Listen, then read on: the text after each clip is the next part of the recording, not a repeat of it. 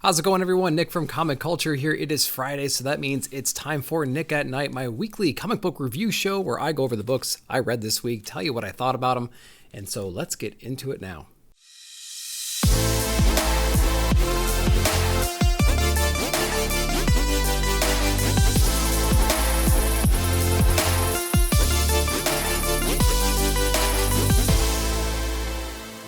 All right, let's get into these books. We're going to start over in Marvel. We have Carnage, #1 from Rom V. Highly anticipated book for me anyways, just because I really enjoy what Rom V's been doing lately. I've been reading a lot of his back stuff. Many Deaths of Layla Starr. Swamp Thing was absolutely amazing. Venom is a little bit on the fence for me still because I'm not entirely sure where that's going right now. I enjoy Rom's side of that run, but when I heard he's also doing Carnage, I got really excited, so I went ahead and jumped in on this one. Now Carnage, I believe it was Carnage Forever, which came out a couple weeks ago, kind of just introduced us to the character again, telling us kind of what he's been up to, gave us a little bit of a preview of what we can expect in this book here, and I absolutely love this one. The art style is really perfect for Carnage himself. So the basic story behind this Carnage right here is he's kind of out doing his own thing. He's causing some mayhem. You learn what that is in Carnage Forever, but there's also this like serial killer guy going around kind of worshiping Carnage and trying to get a hold of him, trying to reach out to him in all these like really creative ways. Creative from like a serial killer point of view kind of perspective here. So we basically have like a detective team. It's kind of a manhunt 7 kind of a situation. They're trying to hunt this guy down. He's ultra gruesome and he's trying to meet his idol. But it's going to kind of turn into like a, be careful what you wish for, never meet your idol kind of situation, I think. And so it's interesting to kind of get these two together. It's kind of like Cletus Cassidy and Carnage kind of getting together again for the first time. But does Carnage need another host? I don't know. So these are all questions we're going to get in other issues coming out soon. So I thought it was a pretty good first issue. It gets you a little bit introduced to the character. It doesn't really tell you any backstory, but it's Carnage. We kind of already know what's going on. He does touch on that a little bit here, but we have this other cool story that developed first before Carnage was brought in. So it's pretty awesome the way that they executed that. So I'm excited to go see what else is going to happen in this run. Rom V's on it, and he's the only guy on it from what I understand. So I think it's going to be amazing. Can't wait to see what other issues are like in this run. All right, our next issue is the Avengers, issue number 54 from Jason Aaron. Now, I mentioned in my poll video that I'm just jumping in just as a pulse check, seeing what's going on, because I haven't read an Avengers book since issue number 50. It's a big milestone issue. I went ahead and got it just to see what was going on. And I remember issue number 50, all these Deathlocks were kind of going back, warning the Avengers that there's this big threat coming. We have Doom and all his little minions going around too, causing chaos. And so this issue right here is about all the different Avengers teaming up, trying to take out the enemies. They're trying to protect all the Deathlocks, trying to figure out what is actually going on. What's this big threat coming? And Doom is just like not phased at all. He's being Doom, right? He doesn't care what's going on. He's got Mephisto, trying to chirp in his ear, and he's ignoring him. He doesn't really care. He's got his own agenda. He's playing his long-term game. But basically, this is a big battle issue with the Avengers, and there's a bunch of Doom sprinkled in here and things like that. So as a pulse check, it was pretty interesting. I thought the art was really cool too, especially since there was so much battling going on in this book. It does have me interested in seeing what's going on, but basically I remember issue 50, and this is pretty much what was happening in issue number 50. So I'm not sure what happened in 51, 52, and 53, but it seems like we haven't really gone that far in 4 issues. But I did enjoy what I read, and it was definitely more action-packed than issue number 50. So let me know, you guys that are reading Avengers right now, is this something I should be picking up going forward? Has the story been any good? Has there been decent progression? Is there a main objective we're trying to reach here? So let me know down below what you guys are thinking about this. I jumped in as a pulse check, like I said, and it wasn't that bad, but I'm a little bit lost and didn't seem like a lot progressed since issue number 50. Correct me, though, if I'm wrong. All right, we have a Dot Beyond issue of Amazing Spider-Man 92. We have Monica Rambeau on the cover, so I went ahead and just picked this one up just to see what's going on. And just like any other Dot Beyond, from what I'm told anyway, because this is my first one, I believe. This is kind of a side story. We have all this craziness going on with Peter and Black Cat, and we have Ben Reilly, and we have the Beyond Corporation, all the chaos that they've been inflicting on the city, and so Ben's on his own revenge mission. We have Spider-Man trying to clean up the messes that they're doing as well. And so now we have Monica Rambeau coming in there and getting the help from a past villain that I had no idea even existed. And he's kind of like the Inspector Gadget of the villain world, from what I can understand here.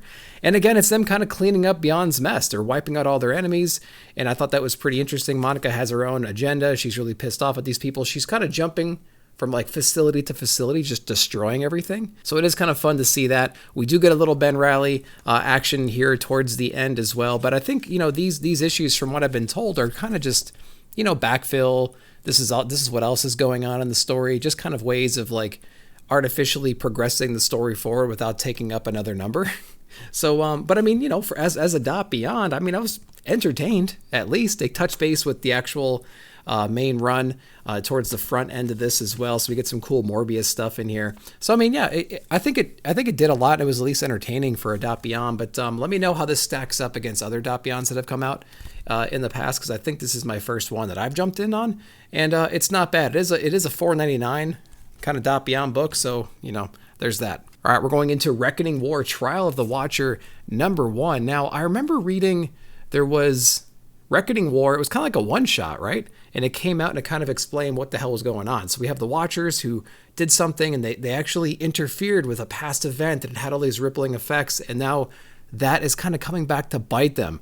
We have our main Watcher here, and he's aware of this. He's working with Nick Fury, and they're trying to warn the other Watchers that this big threat is coming. So this issue here is him trying to plead his case, and they actually introduce an interesting concept to him, saying like, listen, no, dude, you've been messing up constantly forever, and we know it, and we're going to kind of punish you in this really weird way, and we're going to make you watch some stuff, some other realities, some other what ifs that you haven't even wanted to contemplate before. So it's kind of like, it's a real psychological horror kind of book in here, kind of showing and forcing someone to watch something they don't want to watch, or admit to themselves that they don't want to admit themselves that maybe the mistakes they made, some of the actions they made in the past weren't necessarily the right actions, even though they were filled with good intentions, of course. So that was kind of cool. So this is basically a giant like what if issue, and they tackle one of the biggest threats ever, which is basically Galactus and Fantastic Four here. So that's not really a spoiler. It's on the cover. But I thought the premise was interesting, and I'll let you guys read how he kind of took that news and where it might be going from there. But at the end of the day, we still have this huge threat coming, the Reckoning, right? They're coming. And so the other Watchers need to get on board, or things are going to get pretty ugly pretty fast. So I like this one a lot. As a newish reader to this side of Marvel, it was very easy to follow. So if you're scared of this one because the Watcher's on it and Galactus is on it and Fantastic Four are on it, and you might not have the knowledge of them, don't be afraid at all. You can jump in on Reckoning War. You can get Trial of the Watcher, and I think you're going to have a great understanding of what's going on. And the only experience I had with Fantastic Four is the recent life story that ended just recently, and that gives you like the highest level diluted version of their whole story, and it's not even like half true probably, but it gives you the highlights in an okay way. So that did help me when I read this one, but it's not absolutely necessary. So don't shy away from this one if you don't have any experience with these characters. Still worth a pickup. All right, we have issue #5 of X Lives of Wolverine, or 10 Lives of Wolverine, whatever you guys want to say. I say X. You can say 10. I'm not gonna yell at you. So this is X Lives, the last issue of X Lives. We had issue 4 last week, as well as issue 4 of X Deaths of Wolverine, and so we got X Lives the following week this week. So I was excited to kind of binge both those issues last week, although we're getting them like every week. They're starting to turn out like Spider-Man issues, but that's okay. They've been pretty fun runs. So this one wraps up this. Basically, this whole run right here is Xavier and Jean Grey are kind of teaming up, combining their powers to do like a Days of Future Past again for Wolverine. But Wolverine's on the table. They're sending him back to different points in time, seemingly all at the same time. They're kind of playing this one as if all these different moments are like the time stream is just kind of continuous, and there's no one moment that's happening. There's many different moments happening at once. And basically, they're trying to stop Omega Red from assassinating Charles Xavier's past family members, like his grandmother or his father or his great-grandfather, things like that. So Wolverine is the deterrent against Omega Red. So those battles have been pretty insane. I'm not going to go into how Omega is actually able to do that. There's a pretty interesting way that he's able to do that they uncover and they kind of flush out in this run right here. But if you've been waiting to kind of see like that come to an end, it does come to an end here. And then you wanted to get it tied up with X Deaths of Wolverine, it does that in this issue as well. So a lot happens, a lot of wrap up, a lot of loose ends are tied up in this issue here. And so that's going to be cool. And I can't wait to read X Deaths of Wolverine next, because I feel like it's going to merge right in to this one pretty flawlessly. It's like a smooth transition over. This run was really fun. Ultimately pointless, unless I need to break it down more or hear what other people's thoughts are. This run, X Lives, was ultimately pointless, I think. But it did provide more context. It introduced some characters that I wasn't familiar with. It probably did more than I'm giving it credit for. But at the moment of this recording, I need to kind of flesh that out still. But I'm really excited to read X Deaths, though. So, yeah, what a great run. All right, that's it for Marvel. We're going to hop over to DC into a book that I had no expectations of being good or intentions of buying. But as one does, we blame Phable for everything. This is World's Finest issue number 1, Batman Superman. I got this one because it has the comedians in cars getting coffee with Jerry Seinfeld on it, and he's holding a cup that says Jerry, Superman's holding a cup that says Superman, and Batman has a cup that says Bats, and Superman's saying cheers, Jerry. So I absolutely love that. Huge fan of the show back in the day, and of comedians in cars getting coffee on Netflix now. Not promoted. Sponsor me, Netflix. No, whatever. So what I didn't expect much in this, maybe unfairly, but when I started getting into it, it was actually pretty fun. The art is really good. It's so Wade's on this, Mora's on it, and Bond Villain's on the coloring. And so I absolutely loved it. It's a pretty cliche story in general. It's a story we've pretty much seen before. I mean, one comes to mind. It's very reminiscent of like Hutch, when, you know, Batman and Superman are kind of fighting and Poison Ivy's involved and things like that. So there's some concepts. They take that story and twist it a little bit. So there's nothing in here that's super original. We've seen these situations before where Superman's just kind of out of control and Batman needs to figure out what to do. But the way that it's drawn, I just love it. I love the coloring. I love the line work. I love how the characters look. They just look classic, yet just real sharp and like modern at the same time. It's a really cool way that they design these characters. I did like that a lot. Robin's looking really good in this one too. He's got more of a classic outfit on, but still it looks like it's a modern uniform still. So that was kind of refreshing, basically because, you know, we haven't seen a whole lot of Robins lately besides the old school stuff that we just saw recently with Lemire and whatnot. And then of course we got a lot of Nightwing going on, but it's always nice to see the dynamic duo kind of back in their old garb and still kicking some ass. So I did like that a lot. Now the twist in this book happens towards the end with another team that kind of comes onto the scene, and they're equipped to kind of handle the situation, which I thought was really awesome. I'm super excited for these people to be in here. I'll let you get the reveal of what this team is that actually helps, but it's a team that I'm not very familiar with, and I'm super excited to kind of go forward and see what that's all about. So the story, not super original, but very entertaining. The artwork was incredible. I love that, and I love the little twist and the other team they bring in towards the end. So this one exceeded my expectations greatly. World's Finest, issue number 1. I think it's worth a check out. All right, the other DC book we got this week was Catwoman, issue number 41. Got that Frizzing cover there, as one does. And so I've been liking this book. So Teenie Howard's on the story. The story is basically Catwoman making her presence felt again in Gotham. She's out of Alleytown, like everybody's kind of taking care of that situation post Fear State rather. And so she's back in Gotham. Batman's still away. And all these crime bosses are kind of slowly trying to rise back up, right? And so she's being real protective of all the women in the city. And there was a woman that was murdered. And so she's kind of investigating and taking out the mob bosses and trying to strike fear back in their hearts, right? We have Black Mask in here, which is pretty cool. He's kind of like the head of all these gang members and stuff like that. Everyone kind of fears him. And everyone, of course, has the plan of, we just need to kill Catwoman. Wow, we never thought about that. She's causing us problems and we got to kill her. But so I think I'm interested in the fact that she wants to go back to Gotham and try to like clean things up while Bruce is away. She wants to kind of get back out on her own. There's some other supporting other characters that kind of bounce in and out of the story here. We get introduced to a new mysterious guy who's very capable, but he has his own weird style and motives that we haven't quite figured out yet. So, you know, she's trying to battle that. We have some other like League of Assassins that show up in this issue. So there's a lot of supporting characters, ancillary characters that are in on this. There's some interesting threads about some of the mob bosses' family members that we explore in this book too. So, it has a lot going for it. There's some tones in there that some people might not enjoy. I don't mind them at all in this book so far. And the art from Leon, I'm telling you, the art is incredible in this one. I think it's better in issues, 39, 38, something like that, whenever Tini took over. This issue is a little bit weaker on the art side, but it still had its moments for sure. So if you want like that fashion magazine quality art styles with like the outfits and the scenery and stuff, some of the other issues seem to be a little bit better, but this issue is for sure not one you can like totally discard art-wise. There's some pretty incredible stuff that happens in here too.